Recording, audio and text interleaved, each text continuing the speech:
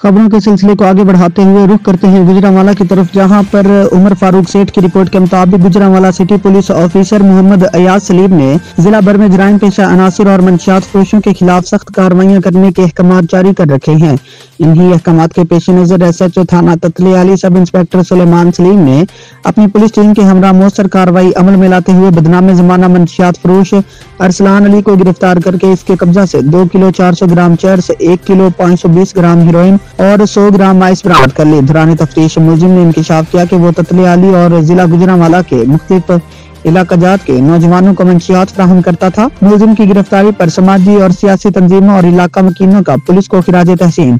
इस मौका पर city police officer Mohammad Ayaz Saleem ने कहा कि नौजवान नस्ल के महफूज मुस्तकबिल के लिए मंशियात से पाक मुआशरे की तश्कील में अपना कलीदी किरदार अदा करते रहेंगे। आला कारकर्दगी का मुजाहिरा कर CPO ने SHO ततलियाली sub inspector Suleman Salim और उनकी पुलिस टीम को शाबाश दी।